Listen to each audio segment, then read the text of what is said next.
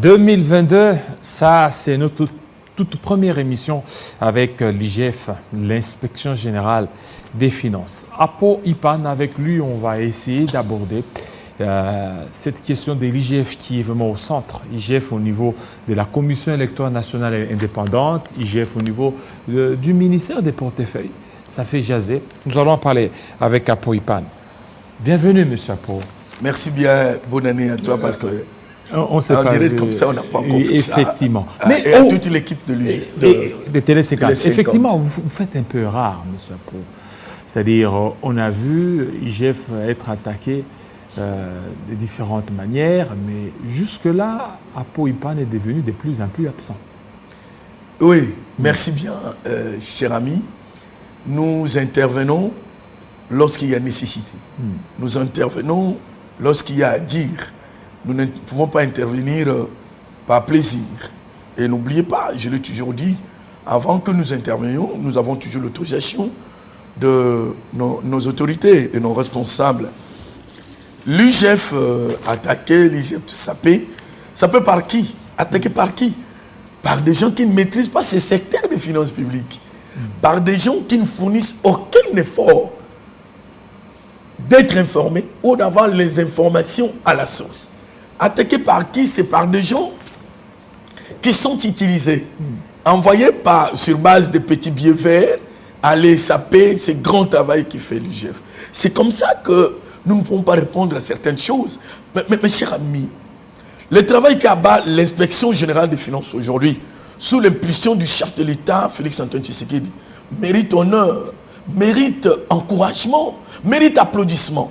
Mais si la majorité de la population encourage, soutient le travail de l'UGF ainsi que le chef de l'État, cette minorité envoyée, cette minorité qui soutient les gens qui ne veulent pas respecter les règles élémentaires des finances publiques, les lois sur les finances publiques, nous ne pouvons pas les répondre.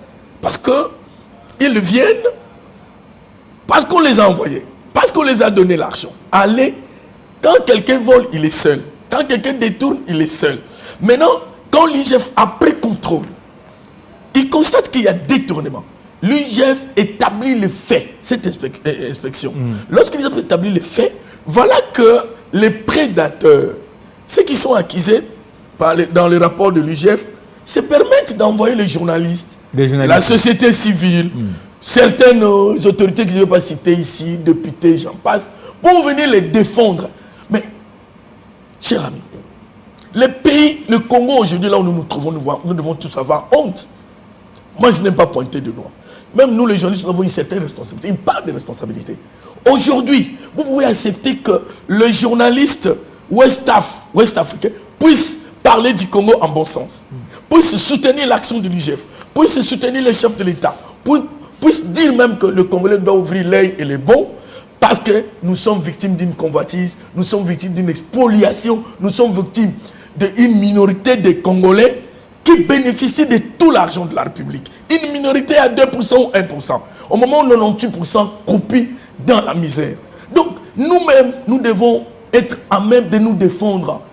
Je croyais peut-être que s'il y avait du sérieux, les journalistes allaient peut-être venir à l'IGF, demander qu'est-ce qui se passe-t-il. Je suis là. Je pourrais peut-être les répondre ou les amener chez les chefs. Il y en a qui viennent pour se renseigner. Les journalistes qui se disent d'investigation, journalistes d'investigation, moi je pense qu'avant de passer à la télé, pour défendre, le mieux serait d'écouter les 2 parties, ou les 3 parties, ou je ne sais pas s'il y a 2 ou 4 parties. Vous écoutez par l'oreille gauche et l'oreille droite, vous la réservez à l'UGF et venez à la télé, même si vous nous injurez comme on en a fait l'habitude, ce n'est pas un problème. J'invite nos confrères, quand on ne maîtrise pas quelque chose, le mieux serait de se taire. On est dans ce qu'on dit, ni foi, ni loi. Voilà, ni foi, ni loi. Monsieur Apo, alors, cette affaire qui a beaucoup fait couler encre et salive, c'est l'affaire IGF ministère de portefeuille. Portefeuille, commençons par l'ONATRA. Il y a un contrat qui a été, en bonne et due forme, signé, mais jusque-là, l'IGF ne veut pas que l'ONATRA puisse libérer l'argent. Qu'est-ce qui se passe? C'est une très bonne question. J'en attire l'attention des confrères d'abord, ceux qui sont passés à la télé, Télé 50, ceux qui ont été envoyés L'inspection générale des finances regorge une crème d'intellectuels.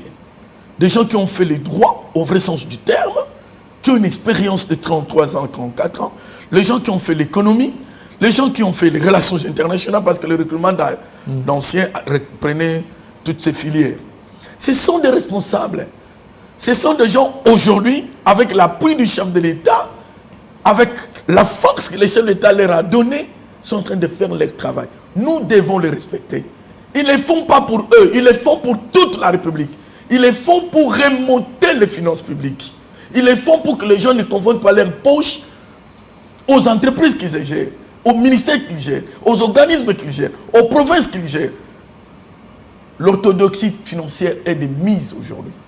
Et pour accompagner les chefs d'État sur l'implémentation de la bonne gouvernance, moi je pense que le pilier aujourd'hui, c'est l'IGF. L'IGF est à l'ONATRA, avec la patrouille financière que vous connaissez bien, j'en ai suffisamment parlé ici. Quand l'IGF contrôle, il voit tout. Aujourd'hui, avec le contrôle concomitant, vous gérez l'IGF, vous contrôle, l'IGF découvre ceci. Qu'il y a un contrat qui a été signé. Je ne veux pas citer les entreprises, ce n'est pas là mon problème. Je voulais expliquer à la lanterne de l'opinion. Un contrat a été signé en bonne et due forme. Contrat, on appelle ça contrat mère. L'IGF constate qu'il y a un avenant. L'avenant, le contrat était de 2 millions. L'avenant est de 8 millions. Je prends juste un exemple.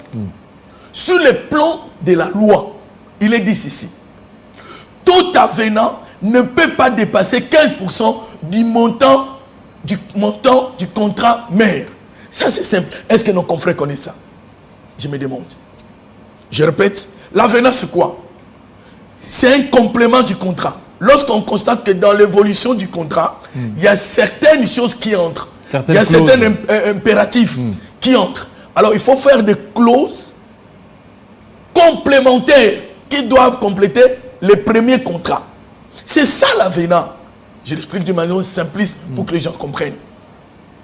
Et la loi dit, l'avenant, ce qui vient compléter les contrats mères, ne peut pas dépasser 15%. Donc doit être au maximum 15%. C'est-à-dire, le contrat qui était de 2 millions ne peut pas avoir un avenant de 8 millions. Mais c'est un détournement. C'est clair. Voilà comment le pays est géré. L'IGF dit niet. Il soulève cette loi. Non, c'est là où parle le conflit. S'il vous plaît. C'est là où parle le conflit. Que le peuple comprenne. L'IGF a raison. Il dit non, on ne peut pas. Il écrit au ministre d'État de ce qui se passe dans l'entreprise sous tutelle. Il n'y a pas eu qu'on a travaillé, il y a eu beaucoup d'entreprises sous tutelle, Kobil et autres. Ils ont écrit. N'oubliez pas que l'IGF est rattaché à la présidence de la République.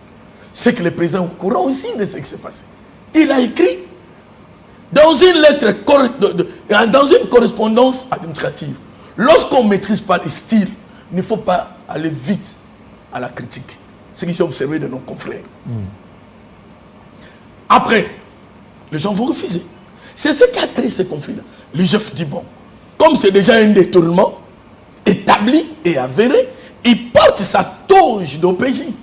Il prend le dossier, il a transféré au niveau du parquet, auprès du procureur général. Voilà la suite. Alors maintenant, il y a cette affaire des réunions au niveau du ministère des Forces. S'il vous plaît, avant la fin de la réunion, je suis un autre confrère qui ne maîtrise rien du tout. Je ne veux pas citer son nom, il va se reconnaître dans ce que j'ai dit. Quand on est néophyte sur un domaine, le mieux serait d'apprendre. Comme on les envoie toujours pour attaquer l'IGF dans ce bon travail qu'il fait, c'est lui qui a servi aujourd'hui à la mobilisation des recettes avec d'autres services bien sûr. Aujourd'hui le pays respire, la santé financière du pays est bonne. Ces frères-là doivent maîtriser certaines choses. Ils parlent d'un contrat signé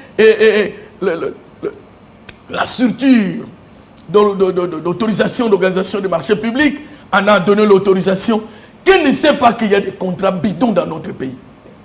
Qui ne sait pas qu'il y a des structures de contrats qui permettent le vol? Mais l'IGF, dans ses lunettes de surveillance, a constaté cela. A constaté ça. l'avenant ne peut pas dépasser, comme je l'ai dit. Il dit, mais vous oubliez que dans notre pays, la corruption, le détournement, apporter des robes, et puis il faut être religieux pour découvrir ça. Pour distinguer si c'est un homme ou une femme. Il n'y a que l'IGF, en tout cas pour moi. L'IGF découvre ça. Pourquoi lui peut nous rappeler, oh non, ça a été... Et en ouvrant les yeux, hein, vous savez quand on défend le mal, hein, le mot pour le dire devient très difficile. J'ai pitié. Posez votre question, cher ami. Voilà, j'étais en train de parler par rapport à cette situation. Le ministre a convoqué une réunion entre l'IGF ainsi que le ministère des Portefeuilles, au cours de laquelle l'IGF serait recadré. Et l'IGF aurait même présenté des excuses. M. Apo Ipane, c'est que l'IGF se reproche de quelque chose. Très bien. Je vais guérir encore ceux qui sont malades par rapport au travail de l'IGF. L'inspecteur général des finances, toute sa délégation, il y avait lui-même l'inspecteur général des finances, chef de service, il y avait l'inspecteur général des services, chef de service adjoint, il y avait le DIRCABA, c'est-à-dire le directeur de cabinet chez nous, nous appelons Corda. Ils ont répondu à cette séance de travail. C'était une séance de travail.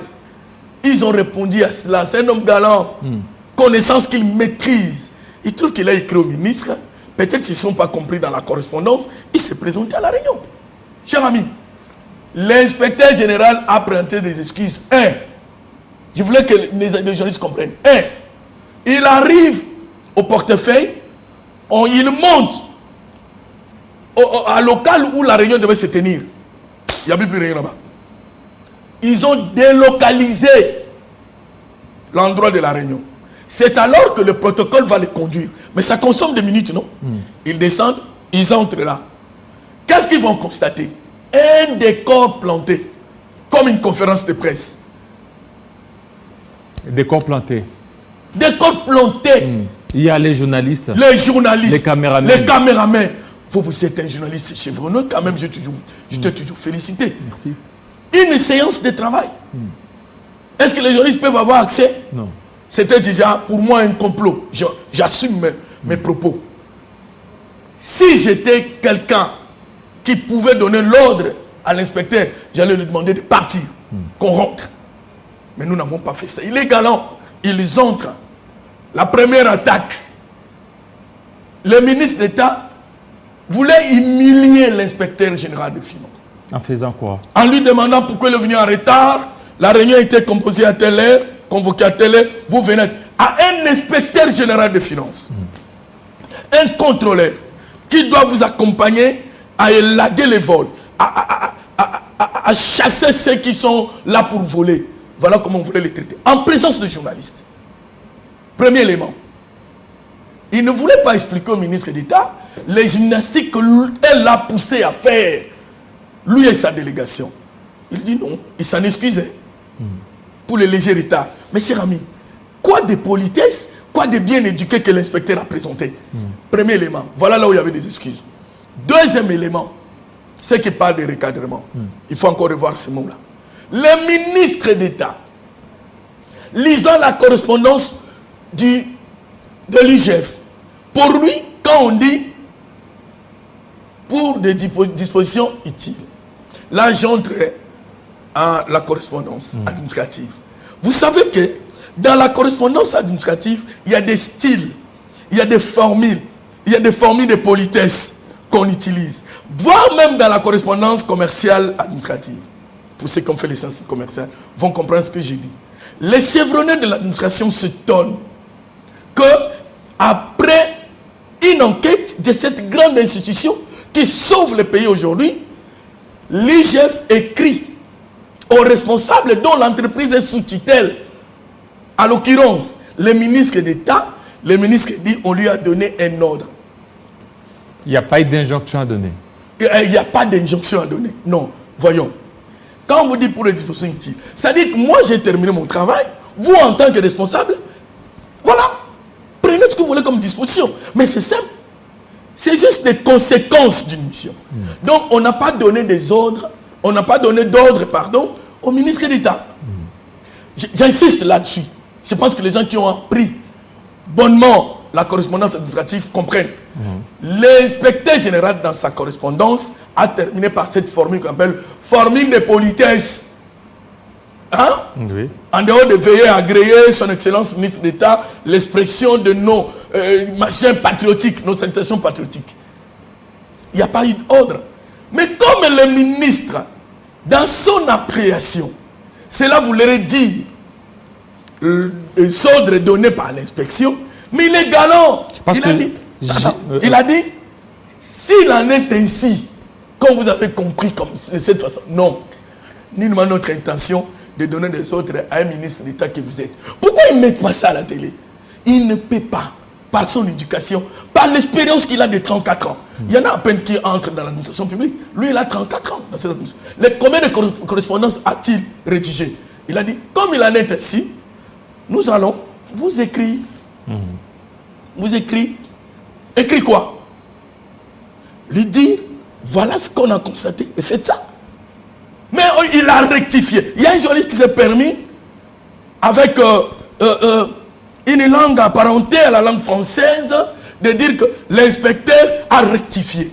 Mais, cher ami, qu'est-ce que vous entendez par rectification? C'est un homme galant. Il dit, comme vous n'avez pas compris cette expression, il ne peut pas dire au ministre que, usuellement, de coutume, dans l'administration publique, ces genres de rapports se terminent par prenez vos dispositions. Ce n'est pas un ordre. C'est à vous d'agir en tant que chef de ces gens-là, des administrateurs. Il n'a pas rectifié. Et pour la ministre, elle a dit qu'il fallait d'abord faire rapport au Conseil des ministres. C'est au niveau de ce Conseil des ministres qui vont prendre des dispositions s'il faut suspendre les mandataires publics ou pas. Très bien. Il y a un autre journaliste, lui d'ailleurs, dans ses habitudes, quand il ne jurait pas, il ne vit pas. Je me rappelle une fois, un politicien à l'époque l'a envoyé chez moi à Poipan, un garçon de ma tété, pauvre que je suis, mais pour mon honneur, il y a des choses que je ne ferai jamais. Je l'ai toujours dit. Ce jeune homme là en train de me suivre. Il est venu me voir pour que je défende une autorité comme lui le fait, en m'amenant $500. Ce sont des pratiques qu'on domicile dans ce métier. Moi, je connais. On n'apprend pas à un vieux singe comment faire des grimaces. J'ai dit à ces jeunes hommes qu'ils disent à cette autorité que ce soit la première fois et la dernière fois que ces messieurs, ces gens qui détruisent l'État, puissent chercher mon expertise pour le défendre. Je ne suis pas son ami, je ne suis pas son frère. C'est pas que et pour votre gouvernement, j'ai appelé cette autorité, elle me suit. Je lui ai dit, monsieur, vous devez me respecter. Moi, je ne vous connais pas. Ne me prenez pas comme vos gens que vous envoyez à la télé là. Que ce soit la première et la dernière fois. Après, tu me dis, ça dit, tu es qui? Je te l'ai dit.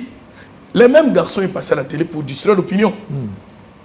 Écoutez, je trouve que beaucoup de gens ne maîtrisent pas encore le travail de l'IGF aujourd'hui. L'IGF a une mission. Une mission qui n'est pas la moindre. Une mission qui fait peur. Une mission qui... Bon, c'est un jardin financier. Dans cette mission-là, la procédure que vous dites là, ce n'est pas le cas. Ce n'est pas le cas. Il aurait fait ça, ça sera biaisé. Le Premier ministre allait dire aussi, mais comment? Il y a un ministre de qui dépend de cette entreprise. Pourquoi il doit m'écrire? Pourquoi les gens ne réfléchissent pas? Bon, je comprends. Quand tu as les billets en poche, les raisonnements s'échappent toujours. Non! Il va dire quoi au ministre, au Premier ministre? Premier ministre, j'ai contrôlé l'ONATRA. Mais réfléchissons quand même. Qu'est-ce que le Premier ministre a à voir? Et c'est le Premier ministre qui devait donner l'ordre, qui devrait écrire ou donner l'ordre au ministre. Mais c'est quelle procédure? Il a travaillé dans une entreprise qui est sous tutelle. Une entreprise qui dépend du ministre d'État au portefeuille. Vous voyez? Mais il ne peut qu'écrire à son ministre, à ses ministres d'État. Mais le ministre d'État n'a pas soulevé ça. Elle-même n'a pas soulevé ça. Voilà un journaliste pour défendre les biens reçus. Il vient le dire à la télé. Monsieur, ce n'est pas ça la procédure. Est-ce bon, la suspension des mandataires, il fallait que ça soit les résultats du Conseil des ministres. Et le Conseil des ministres qui est présidé par les chefs de l'État. Très bien. Je réponds rapidement. Peut-être le temps nous talonne déjà. Cher ami, cette question tombe à pic. C'est ce que nos amis ne comprennent pas. Lorsque l'inspection a écrit au ministre d'État, il revenait au ministre de prendre ses responsabilités, n'est-ce pas? Mais vous avez entendu sur le tollé, il y a eu de ping-pong. L'inspecteur fait son travail, il ne peut pas avoir de ping-pong. Non. Je te disais tantôt, il a porté sa touche de l'OPJ, il a pris ces rapports-là, il a donné au procureur. Le procureur a constaté les faits palpants, la flagrance, tout est clair. Nos amis devaient se taire. Lorsque le procureur qui est plus intelligent que eux là, constate, il examine le dossier de l'IGF, envoyé par l'IGF, il dit mais c'est clair, il le convoque, ces gens-là, en les convoquant, il dit se défendre, il dit mais l'IGF a raison. Et l'endroit pour ceux qui ne respectent pas les lois financières, où? C'est pas Makala, c'est pas nous. La justice marche aujourd'hui. Ceux qui critiquent la justice doivent faire attention. Mais parce que... Voilà pourquoi on les a arrêtés. C'est pas l'IGF. L'IGF, en tant qu'OPJ, il a trouvé que peut-être il y avait une compréhension quelque part. Il envoie les dossiers. Donc la procédure, il fallait que... parce que pour eux, ils disent la ministre ne pouvait pas s'exécuter comme ça sans qu'il y ait d'abord la décision du Conseil des ministres et l'IGF lui faisait pression pour qu'elle suspende. L'IGF ne fait pas pression, mais par rapport aux faits, il y a des faits qui nécessitent aussi une rapidité dans les actions. Les faits. Toi, tu crois que ministre d'État pour suspendre les mandataires de l'ONATRA, il doit aller au Conseil. Conseil des ministres. Conseil des ministres. Bon, ceux qui en disent en savent pourquoi. Les rapports étaient clairs, précis, concis, corrects. Mais voilà que lui, il a refusé de les suspendre. Que elle, pardon, a refusé de les suspendre. Mais comment le procureur a agi si l'IGF n'avait pas raison? Est-ce que maintenant, comment maintenant les relations entre la ministre et l'IGF? L'IGF n'a jamais été rancunier. D'ailleurs, si c'était d'autres personnes que moi je connais, même si c'était moi-même, je n'allais pas assister à cette réunion, conférence de presse-là. Non. L'IGF est galant. Il n'a aucun problème contre le ministre d'État. D'ailleurs... Et par rapport à ça, vous ne voyez pas que c'est peut-être la ministre d'État qui favoriserait un peu cette situation donc... Non. Ça ne nous concerne pas. Okay. Nous ne sommes pas nos propres attaques, premières attaques, vous le savez. Si je ne passe pas parce qu'on ne veut pas répondre. Les autorités ont dit, il y a des choses qu'il ne faut pas répondre. Laissez-le évoluer. Nous, on fait un travail pour l'IGF fait un travail pour la République, fait un travail d'accompagner les chefs d'État dans sa vision, fait un travail d'implémentation de la bonne gouvernance avec la patrie financière. Vous le savez qu'à un moment donné, on a critiqué la patrie financière. Et pourtant, les conséquences positives de cette patrie aujourd'hui, il y a eu la perte du gendarme. Les gens pour voler, ils réfléchissent 1000 fois. Et il n'y a plus moyen de voler, à moins que le vol habillé là, c'est que nous découvrons, les inspecteurs les découvrent tout de même. Vous savez qu'aujourd'hui, il y a eu, dans la mobilisation des recettes, une cote-part, une cote nette d'attribution de ces efforts-là par l'IGF aussi. Vous savez qu'on a les réserves d'échange. Vous savez qu'aujourd'hui, nous, ce qu'on attend, c'est l'affectation. L'affectation des ressources, ce n'est pas nous. Mais une chose est vraie. Pour ces pays HLI, et dans cette éducation civique, nous devons soutenir l'IGF. Je n'invite pas les gens par la force. Même quand on vous donne l'argent pour critiquer, venez à l'IGF. Mais c'est à peau, voilà ce qu'on a. Si je n'ai pas d'éléments de langage, je vais voir le chef de service adjoint ou je vois le numéro 1. On me donne les éléments, je vous les donne. Voilà, pour terminer cette affaire aussi de la CENI, on a vu l'IGF à la CENI. D'aucuns trouvent que l'IGF, pour le moment, n'est pas compétente à pouvoir parler ou à pouvoir traiter cette affaire de la CENI. La CENI n'est redevable que devant la Cour des comptes et le Parlement. Je dois encore me répéter, je l'ai dit sur votre plateau, l'IGF, partout où il y aura un comptable d'État, partout où sont orientées les finances publiques, l'IGF a compétence de contrôle. Qu'il lise, s'il vous plaît. Ce n'est pas la Cour des comptes. Non, il y a une différence entre la Cour des comptes et l'IGF. Ici, je parle de l'IGF. Donc l'IGF, partout où sont allouées les finances publiques, c'est le travail de l'IGF. C'est le travail de l'IGF. Et de deux, la CENI avait sollicité à l'IGF de venir travailler là-bas. il y a 3 mois passés, où la CENI avait demandé à l'IGF de venir faire l'audit pour que Kadima puisse bien démarrer. J'ai entendu les gens critiquer le président Kadima, critiquer le premier vice-président Ilanga. C'est pas normal. C'est quel pays où nous vit que des injures? La CENI avait demandé. Maintenant, lorsque le ministre des Finances a cité l'IGF dans sa conférence, dans son émission à Top Congo, c'est de son droit que l'IGF aille voir. Mais l'IGF, par rapport à cette lettre-là, invité encore une fois par le président de la CENI, il est allé, c'est passé M. Fou ici, je ne me trompe pas, nous avons passé, oui. Il est allé auprès du président, ils en ont discuté. C'est-à-dire, au moment où je vous parle, la patrouille financière sera bientôt installée à la CENI. C'est-à-dire, il gère les finances, l'IGF contrôle. Voilà, nous n'avons pas trop à dire, nous allons accompagner. Et pour ce cas, il n'y a pas que la CENI.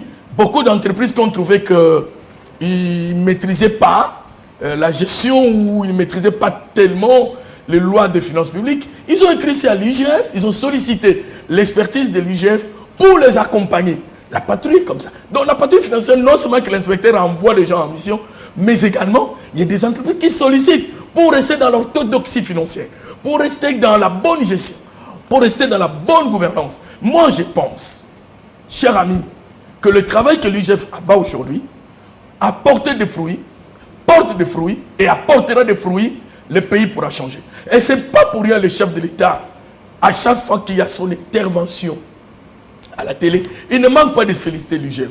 Cher ami, le Fonds monétaire international vient féliciter l'IGF, l'institution de Bretton Woods, vient féliciter l'IGF. Banque mondiale félicite, les ambassadeurs et autres félicitent l'IGF. Voilà la phrase de l'IGF. C'est grâce au chef de l'État qui nous a fait confiance, qui nous a demandé de faire ce travail. Grâce à son impulsion, le président de la République, Félix-Antoine Tshisekedi, que l'IGF fait ce travail. Voilà la phrase de l'IGF. Donc, quelque part, étant donné que la lutte contre la corruption, c'est un combat international et mondial, aujourd'hui, partout au monde, nous pouvons avoir des faveurs. La RDC peut recevoir des faveurs juste parce que il y a cette lutte que le chef de l'État tient. Nous sommes, l'IGF est dans la vision du chef de l'État. Donc, je nous vois trop mal, quelqu'un qui dit soutient le chef de l'État, quelqu'un qui vise qu'il y a un changement dans cette République, quelqu'un qui dit il faut qu'on nous paye bien, il faut qu'on jette des ponts, il faut qu'il y ait des routes, il faut qu'il y ait des hôpitaux, il faut qu'il y ait des écoles. Quelqu'un qui dit ça, refusez le travail de l'IGF. Il doit l'encourager. J'invite mes confrères, ils sont intelligents. Ils ont étudié dans de grandes écoles, mais ce qu'ils font là ne reflète pas leur intelligence. Vous savez, quand vous défendez des voleurs, vous défendez des prédateurs, ceux qui ont détruit ce pays, au lieu de soutenir l'IGF, je pense que quelque part, mais l'histoire va vous Merci. Merci beaucoup, M. Apo Mapoipan, de votre passage, surtout la promptitude avec laquelle vous avez répondu à notre invitation. Restez branchés sur Télé 5. Merci à vous. À très bientôt.